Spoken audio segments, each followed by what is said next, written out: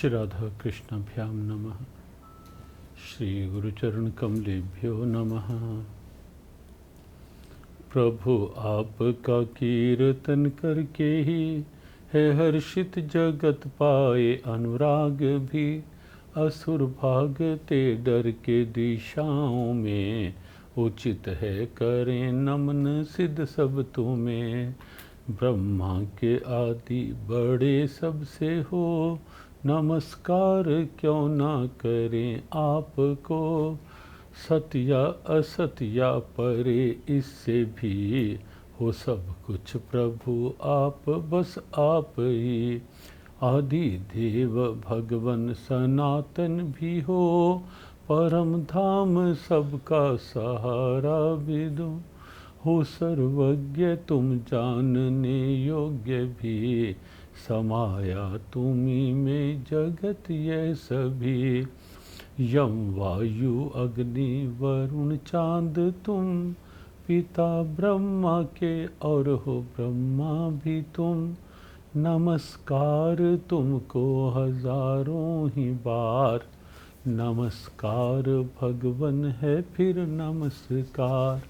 नमस्कार आगे व पीछे से भी, सब ओर से है नमस्कार ही। तुम्ही में है सृष्टि यह सारी प्रभो, सब कुछ सृष्टि के तुम ही तो हो। माना प्रभु तुमको अपना सखा, न प्रभाव जाना कभी आपका। प्रेम और प्रमाद में भर के ही, कहा कुछ भी मैंने हो तुमसे कभी। सोते जागते खाते हंसते हुए, अकेले किसी के भी आ सामने। अपमान मुझसे है कुछ भी हुआ, भगवन क्षमा उसकी हूँ चाहता। चराचर जगत के पिता हो तुम्ही, गुरु गुरुओं के भी हो पूज्य तुम्ही।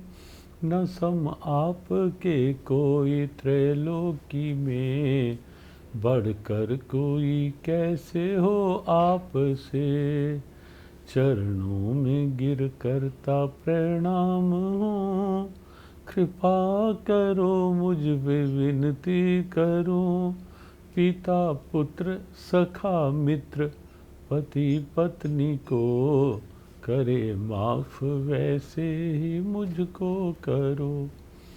हर्षित हूँ मन भय से है कांपता, कभी देखा ना रूप यह आपका। मुझे रूप पहला ही दिखलाइए, हे देवेश प्रसन्न हो जाइए। हे देवेश प्रसन्न हो जाइए।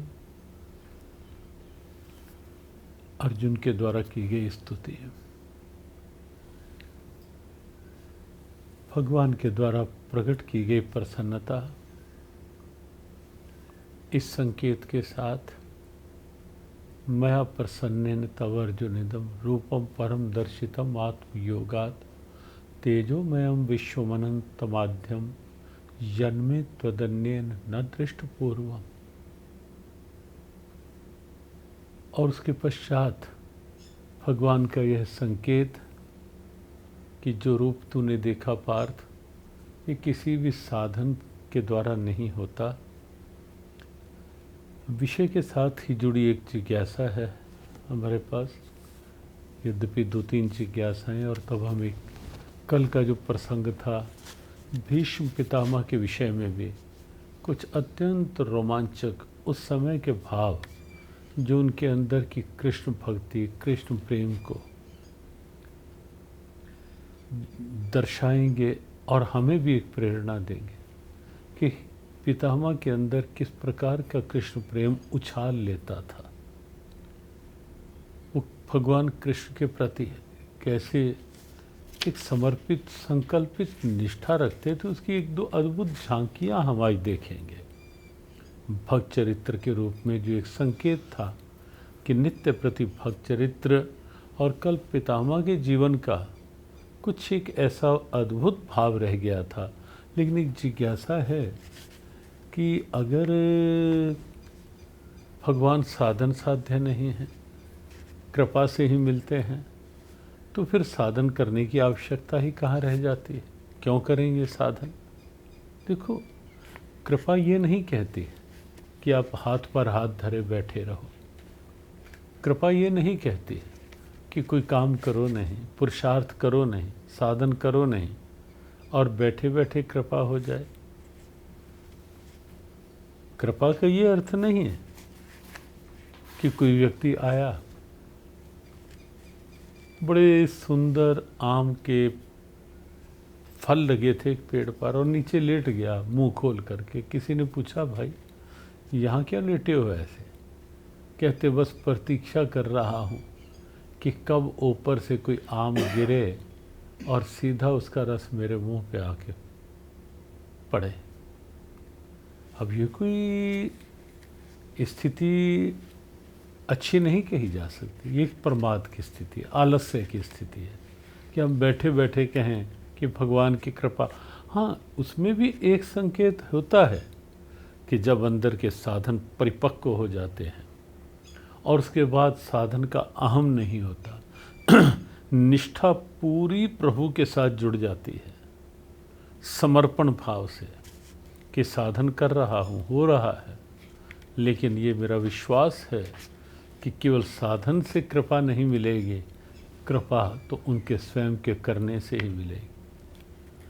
साधन से ही लाभ नहीं, लाभ तो जब वो चाहेंगे तो ही मिलेगा। और इसीलिए कर्मण्येवाधिकारस्ते मा फलेषु कदाचन का यह गीता भाव ये हर क्षेत्र के लिए व्यावहारिक है, साधकों के लिए भी, भक्तों के लिए भी, कि हम साधन करें लेकिन आगे प्रभु पर छोड़ दें कि कब उनकी किस रूप में कृपा होगी, प्रभु आप जानो। यद्यपि भक्ति की पराकाष्ठा में ऐसे ऐसे उदाहरण भी मिलते हैं कि भक्तराज व्यास श्री जी के दरबार में थे और पांव पसार कर लेटे हुए थे। किसी ने आके चेताया कि श्री जी की ओर ऐसे पांव पसार कर लेटे हो यहाँ, क्यों? और उनकी वाणी से निकला, काहू केवल भजन को, काहू के आचार, लेकिन व्यास भरोसे कुंवरी के, सोवत पांव पसार। तो भी आप देखेंगे कि उन भक्तराज के भाव को वहाँ तो रोम रोम में से नाम निकलता था, जाप की बड़ी गहन स्थितियाँ थी। तो साधन करना है लेकिन साधन का अहंकार नहीं करना। अहम रहित जब साधन होता है वो कृपा का आधार बन जाता है, माध्यम बन जाता है। जैसे सूर्य के आगे बादल आते हैं, तेज हवाएं चलती हैं। हवाएं ये भी नहीं कह सकती कि हमने सूर्य को प्रकट कर दिया। हाँ, इतना है कि हवाएं चलने पर सूर्य के आगे आए हुए बादलों के आवरण हट गए। सूर्य तो अपने भाव के साथ प्रकाशित है, हवाओं ने सूर्य को प्रकट नहीं किया। ये साधन जो है, भजन है, कीर्तन है, नाम है, जप है, पूजा है, पाठ है, ये अंदर के आवरणों को उतारते हैं। परमात्मा अंदर है, उनकी कृपा का प्रकाश अंदर है, अनुभव नहीं होता। क्यों? कहीं ना कहीं आवरण आ जाते हैं। ये साधनों की हवा उन आवरणों को छिन्न भिन्न करती है और उन परमात्मा की कृपा का प्रकाश तो तेषामेवानुकंपार्थ, स्वयं गीता के गोविंद 10वें अध्याय के 11वें श्लोक में कहते हैं कि तेषामेवानुकंपार्थ महमज्ञान जम तमः नाश्याम्य आत्मभावस्थो ज्ञान दीपेन भास्वतः। मैं कृपा करते हुए ऐसे भक्तों पर जो सतत मेरे स्मरण में होते हैं, तेषाम सतत युक्ता नाम भयताम प्रीतिपूर्वकम। कृपा करने के लिए उनके भीतर ज्ञान का दीप प्रज्वलित कर देता हूँ और जन्म जन्मांतरों का अंधेरा नष्ट कर देता हूँ। तो कृपा ही मुख्य है, साधन भी कृपा से ही होते हैं, ये भी ध्यान रखें। और साधन करते हुए कहीं अहम को ना साथ जुड़ने दें। पितामह की बात हम इसी प्रसंग में साथ लेंगे। सुख और दुख का कारण कौन है? रेशा, देखो वो अपने कर्म ही हैं, कहीं ना कहीं अपने ही कर्म। सुखस्य दुखस्य न कोपि दाता परो ददाति इति बुद्धि रेशा, काहु न को सुख दुख करि दाता निजकृत कर्म भोग सब भ्राता। रामचरित मानस में, रामायण, वाल्मीकि रामायण में अद्भुत भाव आता है कि सुख और दुख कहीं ना कहीं अपने पूर्व कर्मों का परिणाम है, प्रारंभ में दिखते नहीं हैं। अच्छे कर्मों का परिणाम निश्चित रूप से अच्छा होगा, सुख के रूप में होगा, और बुरे कर्मों का परिणाम बुराई के रूप में होता है। हाँ, इतना अवश्य होता है कि बुरे कर्म प्रारंभ में उछाल लेते दिखते हैं, परिणाम अच्छा नहीं। अच्छे कर्म प्रारंभ में कई संघर्ष होता है, लेकिन परिणाम सुखकर होता है। 18वें अध्याय के 4 श्लोक में वर्णों के बारे में ये रविंद्र ढिंगड़ा, देखो 18वें अध्याय के 4 श्लोक में वर्णों का के बारे में नहीं कहा। ध्यान से देखेंगे तो 18वें अध्याय का 42वां श्लोक है जहाँ 4 वर्णों की बात आई है। चातुर्वर्णम मया सृष्टम गुण कर्म विभाक्षा। 4 वर्णों की बात ब्राह्मण क्षत्रिय विषाम शूद्राणाम च परंतप। ये 4 वर्ण गीता में 18वें अध्याय के 42वें श्लोक में, और फिर आगे 43-44 श्लोकों में 4 वर्णों का कार्य बताया गया है। लेकिन गीता में गुणों और कर्मों के हिसाब से वर्णों की बात है, केवल मात्र जाति के अनुसार नहीं है, और एक व्यवस्था है।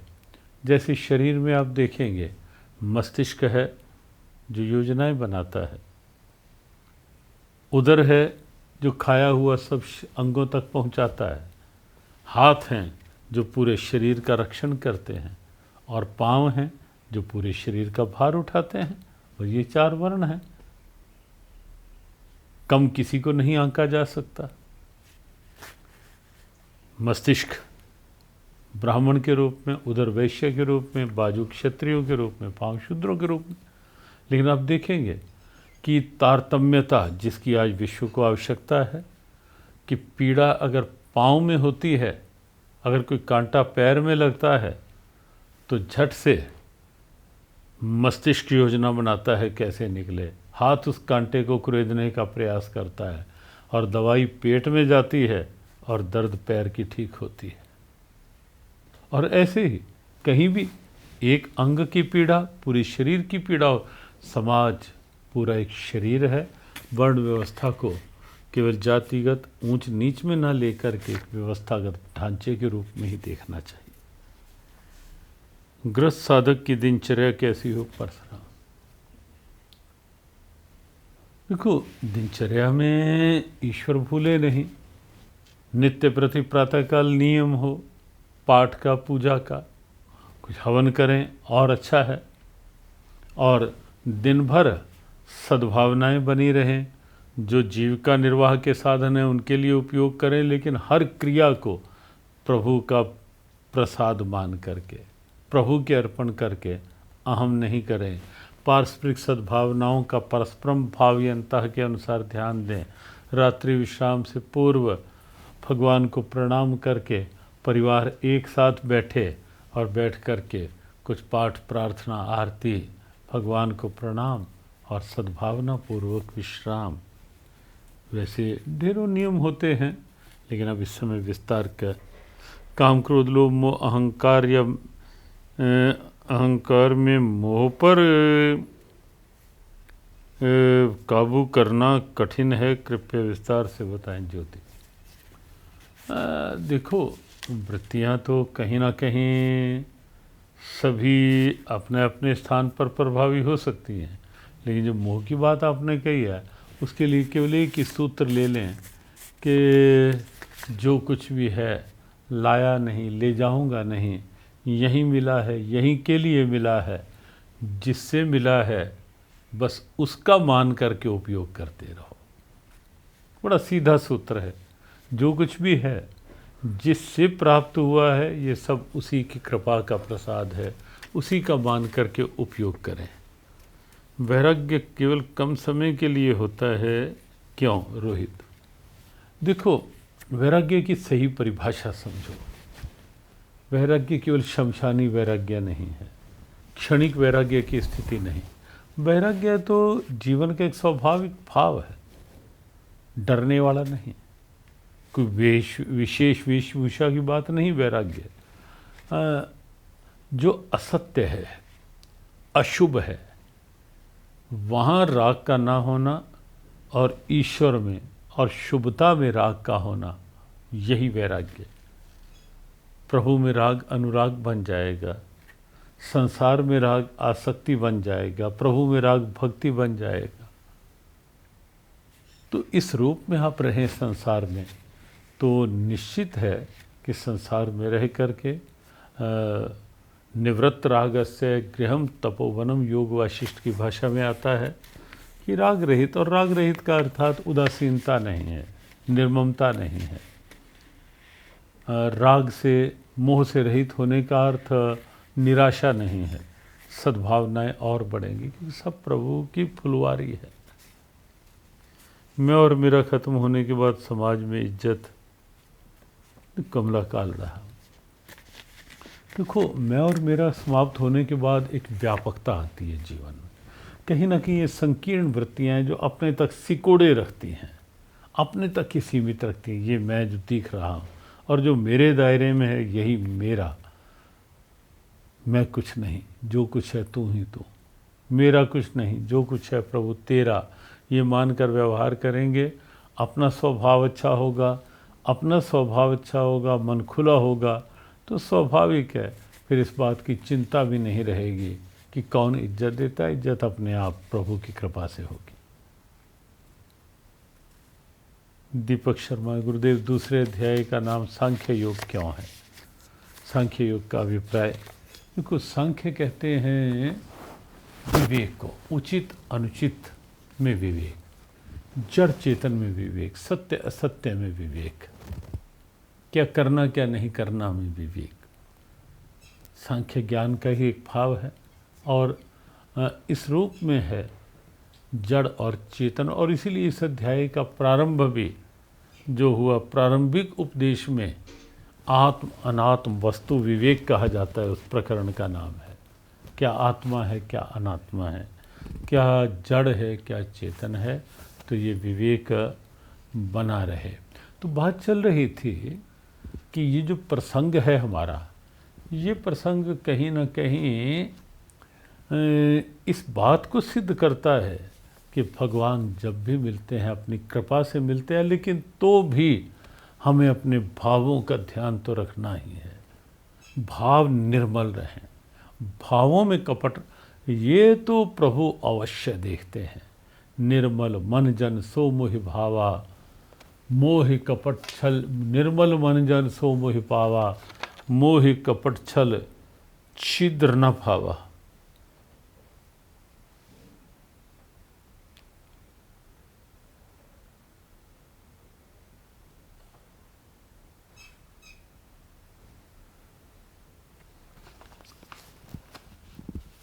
ये ध्यान में रखना एक जिज्ञासा भीष्म पितामह को लेकर ही है, वो भाव के साथ ही स्पष्ट हो जाएगी। ये ध्यान तो निस्संदेह प्रभु रखेंगे ही रखेंगे, रखते ही, और यही मुख्य ध्यान रखते हैं। हम साधन कितने करते हैं वो हमारे अंतःकरण की निर्मलता के लिए, अपनी शांति के लिए है, अपनी लोक परलोक की वास्तविक कमाई के लिए, वो करते रहना चाहिए।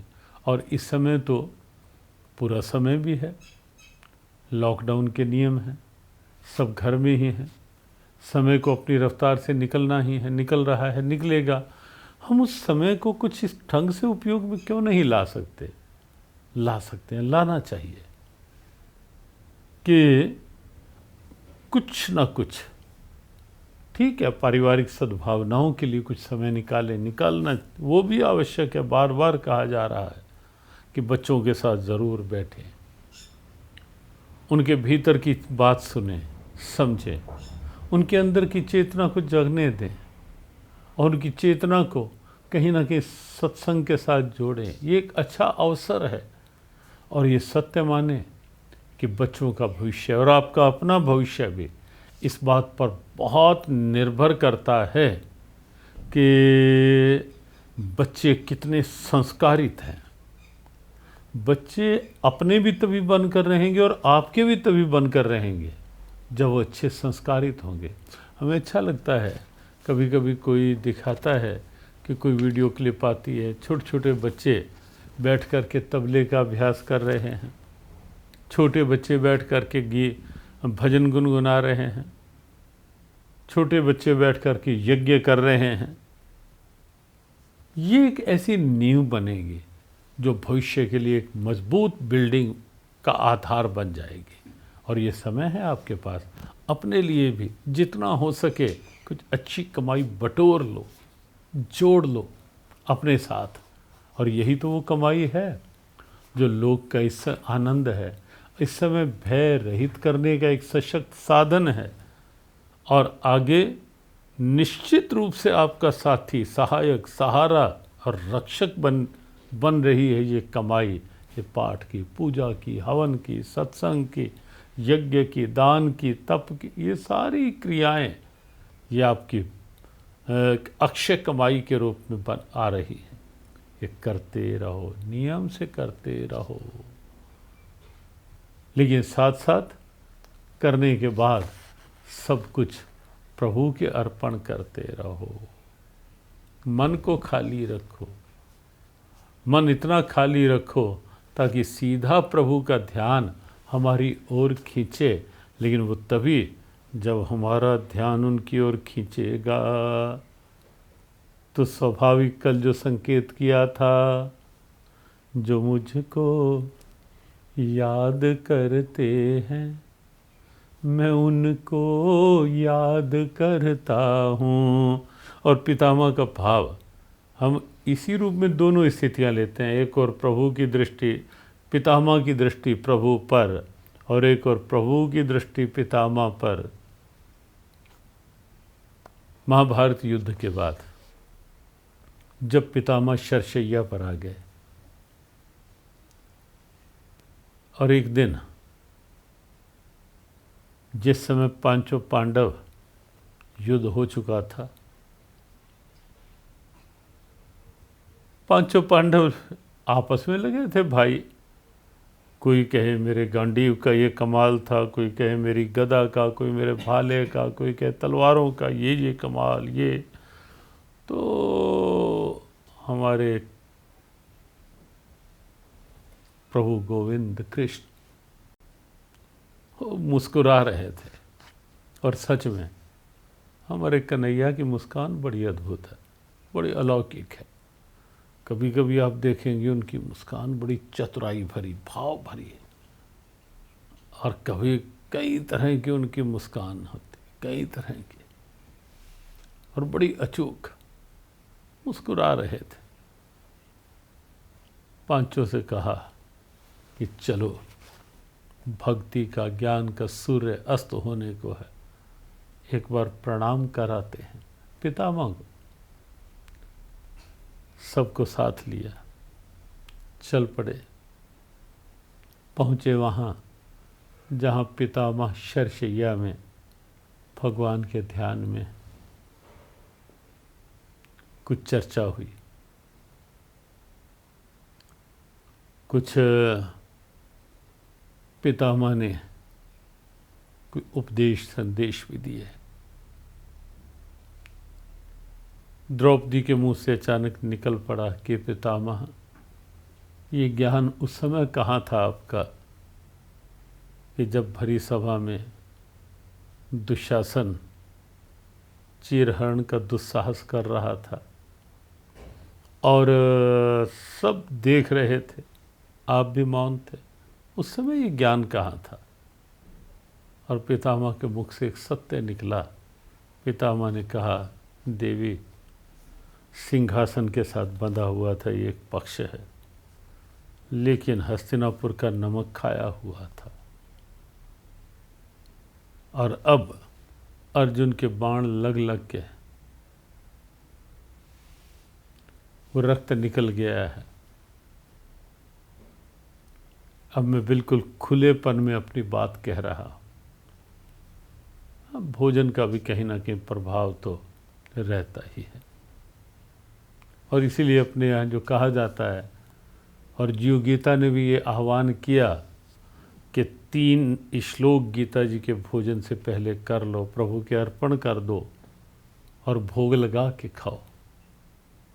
किसी भी तरह का कोई दोष होता है वो भी प्रभु के अर्पण, प्रसाद मान के खाओ।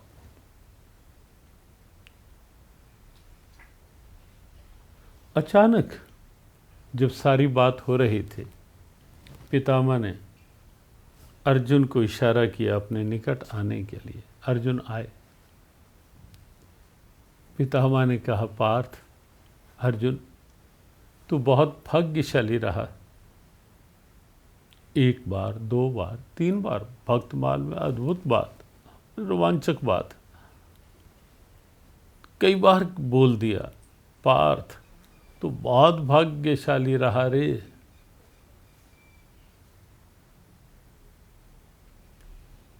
तूने मेरे गोविंद को अपने रथ का सारथी बना डाला। लेकिन बोलते बोलते अचानक पितामह का भाव बदला और पितामह ने कह दिया कि तू तो भाग्यशाली रहा, लेकिन तेरे से कम भाग्यशाली मैं भी नहीं था पार्थ।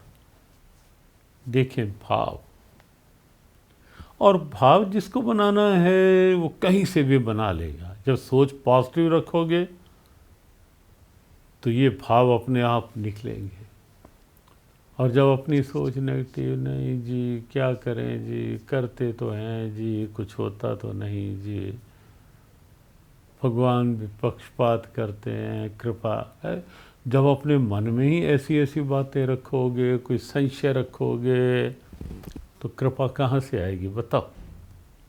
सिकुड़े पात्र में कहाँ से कृपा आ जाएगी? अब कृपा ऐसी वस्तु नहीं है वो कहीं इससे आ जाएगी, ये खा लो कृपा हो जाएगी, वो कर लो कृपा, वो नहीं है। कृपा तो केवल अंदर के भाव की बात है और खुले मन की बात है। मन को खोलो, खुली सोच बनाओ। और देखिए आप पितामह की सोच, शरशैया पर हैं तो भी कह रहे हैं, तेरे से कम भाग्यशाली मैं भी नहीं रहा पार्थ। अर्जुन ने कहा, पितामह आप मुझे भाग्यशाली बताते बताते आपने ये स्वर कैसे बदल दिया कि तेरे से कम मैं भी भाग्यशाली नहीं रहा? पितामह बताओ वो कैसे? पितामह ने कहा, पार्थ ये सत्य है कि प्रभु तेरे रथ के सारथी बने हुए थे, लेकिन ये भी सत्य है कि महाभारत युद्ध में तेरी ओर तो प्रभु की पीठ ही थी।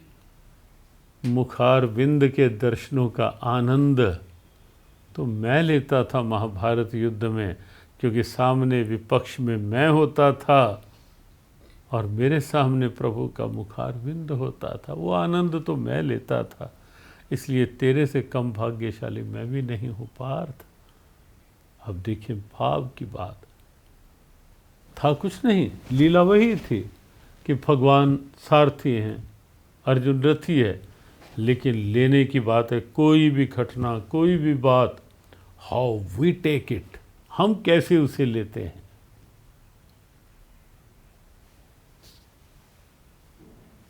कई बार होता है छोटी छोटी बात पे सिकुड़ जाते हैं, जकड़ जाते हैं, अकड़ जाते हैं। ना जी, हमारे साथ हमें तो कोई पूछता नहीं, संस्थाओं में होते हुए भी हमें तो कोई नहीं पूछता जी। उसकी पूछ, अरे भाई हमें पूछ क्यों बनानी है अपनी? हमें तो ठाकुर जी को अपना भाव दिखाना है।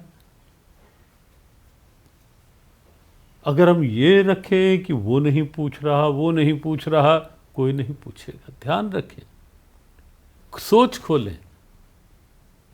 हमारी सोच खुली है, सारी दुनिया हमारी है। हमारी सोच सिकुड़ी हुई है, सब हमारे होते हुए भी कोई भी हमारा नहीं है। पितामह कहते हैं, पार्थ तेरे से कम भाग्यशाली मैं नहीं हूं।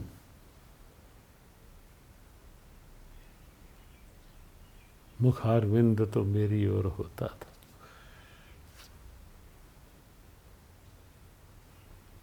और शरशैया की ही एक बात, एक स्थिति लगभग हम सब जानते हैं,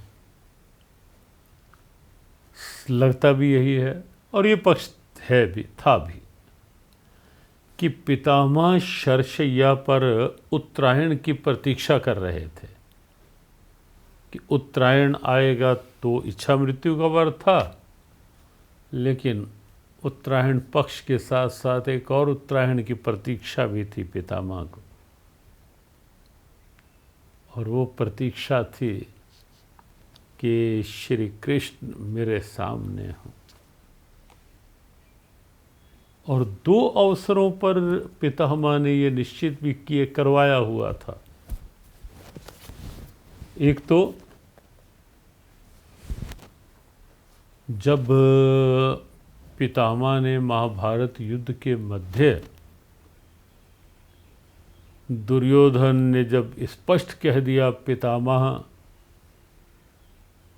तुम बस दिखाने के लिए, दिखावे के लिए हमारे साथ हो, मैं जानता हूं तुम मन से पूरी तरह पांडवों के साथ हो।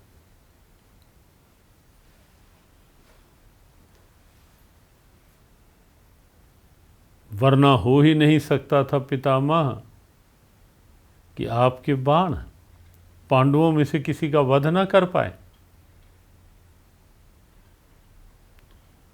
दुर्योधन ने इस ठंग का वातावरण बनाया कि पितामह ने एक बाण निकाला तरकश से और बाण को अलग रख के कहा, दुर्योधन अगर ये बात है, ये बाण मैं अलग रख रहा हूँ और कल 5 भाइयों में से कोई एक इस बाण का शिकार हो जाएगा। अलग रखा गया बाण। शाम का समय था, रात हो चली थी।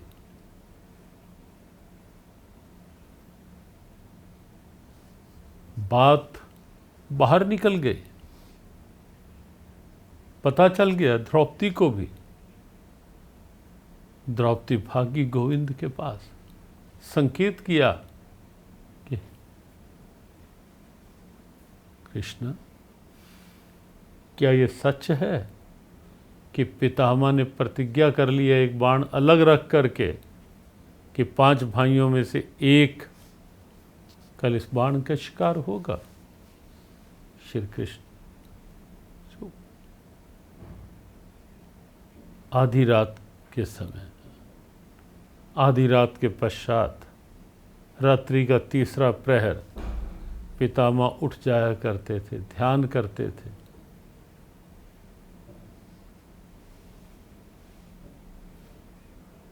भगवान कृष्ण ने द्रौपदी को साथ लिया।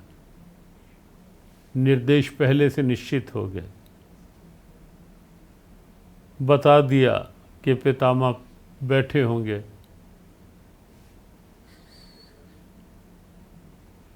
प्रणाम करना, सर झुका देना, और प्रणाम सर तब तक न उठाना जब तक वो सौभाग्यवती भव का आशीर्वाद न देते।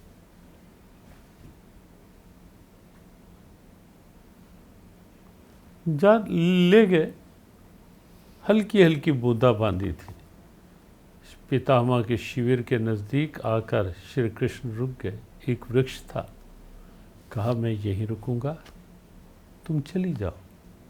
लेकिन देखा कि हल्की हल्की बारिश में द्रौपदी की पद त्राण जो है, पादुका जो है, वो कहीं आवाज़ करेगी। कहा कृष्णा ये उतार जाओ, उतरवा ली। कोई आहट ना हो, चुपके से जाकर गई द्रौपदी। पीछे से प्रभु ने देखा कि रात्रि में ये शिविर शत्रु पक्ष का, और ये पादुका देख करके किसी के मन में भी होगा ये पादुका किसकी, कौन गया है आगे, क्योंकि ऐसे समय में ये काम तो गुप्तचरों के रहते ही हैं। वो उठा लिए, पीताम्बर में ले लिए। द्रौपदी पहुंची पितामह के पास, प्रणाम किया, सर नीचे ही था। पितामह सोच ही नहीं पाए कि इस समय द्रौपदी आएगी। यहाँ स्वाभाविक मुख से निकल गया सौभाग्यवती भाव, और जैसे ही निकला द्रौपदी ने उठ कर के प्रणाम किया, हाथ जोड़े। पितामह चौंके, द्रौपदी इस समय तू यहाँ? मैं तो कल्पना ही नहीं कर पा रहा कि द्रौपदी रात्रि के इस तीसरे प्रहर में यहाँ। पितामह पहले ये बताओ, वो जो बाण अलग रखा है आपने,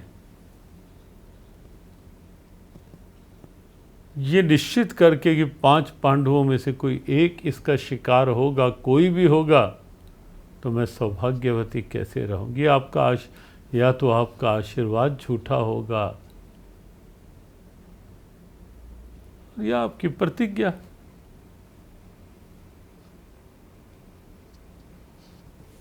पितामह ने कहा, द्रौपदी इसका उत्तर मैं बाद में दूंगा, पहले ये बता तुझे यहाँ लाने वाला वो छलिया कहाँ है? क्योंकि तू अपने आप नहीं आ सकती इस समय यहाँ, वो कहाँ है? और पितामह उठे, कहाँ है वो छलिया? बोलते हुए भागे बाहर। द्रौपदी अब पीछे, और देखा एक वृक्ष की ओट में खड़े हैं, हल्की हल्की बूंदाबांदी भीग रहे हैं गोविंद।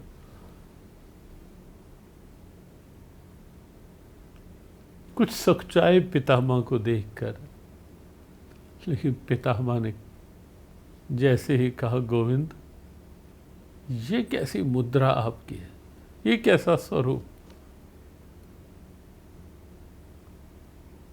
धीरे से बोले, भगवान पितामह एक बात बताओ, वो तरकश से पांडवों में से किसी एक का वध करने के लिए निकाला हुआ बाण तो वापस रख दिया ना? पितामह ने कहा, बताता हूं, लेकिन पहले आप बताओ ये बगल में क्या दबा रखा है? और जैसे ही भगवान और छिपाने लगे, पितामह ने आगे बढ़कर खींचा और देखा तो द्रौपदी की पादुकाएं। पितामह भावुक हो गए और कहने लगे, गोविंद आपने यहाँ तक आने का कष्ट किया वो आपकी लीला, लेकिन जहाँ अपने भक्तों के लिए स्वयं भगवान गोविंद उनकी चप्पलें, उनकी पादुकाएं उठाकर बगल में दबाए खड़े रहें, उन पर कोई आंच आ सकती है क्या? भगवान ने फिर कहा कि पितामह बाण तो अलग रख दोगे ना? पितामह की यहाँ भाव चतुराई का जो प्रसंग चला था, पितामह ने भी अवसर जाना, सोचा एक अच्छा अवसर है। पितामह ने कहा रख दूंगा गोविंद, लेकिन एक वचन आपको देना होगा। बोलो पितामह। कहा कि जिस समय मेरी आंख बंद होने लगे और मैं इस संसार का त्याग करने लगूं, उस समय गोविंद आप मेरे सामने खड़े हों।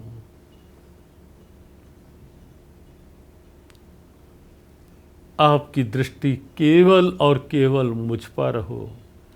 अब देखें कि अगर युद्ध में भी पितामह ने ये भाव निश्चित कर लिया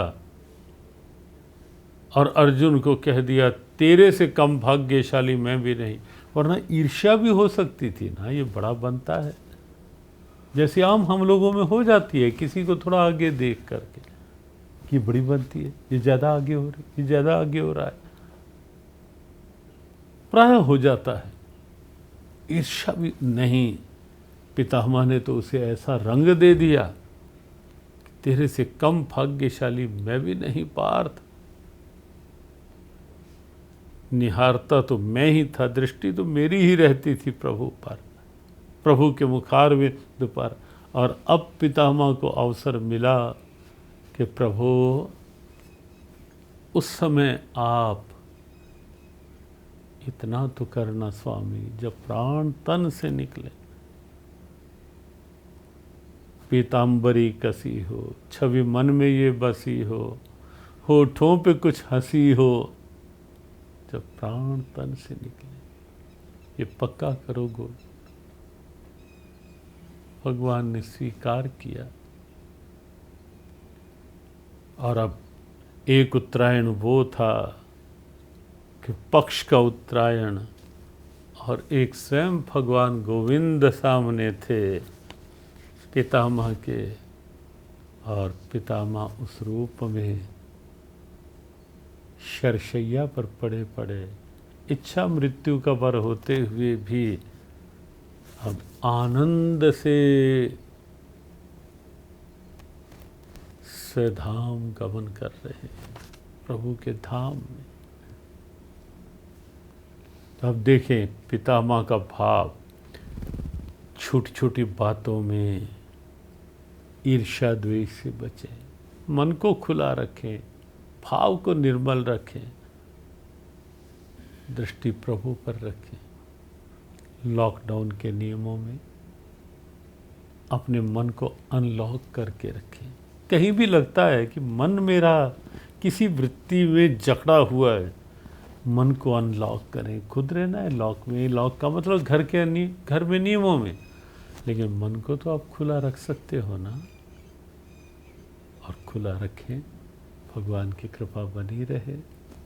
पितामह का ये भाव और भाव में निकले इशारे हम सबके भीतर भी श्री कृष्ण प्रेम, श्री कृष्ण भक्ति और श्री कृष्ण कृपा का आधार बने। आज अभी इतना ही। शुभमस्तु, कल्याणमस्तु। जय श्री कृष्ण, जय श्री राधे।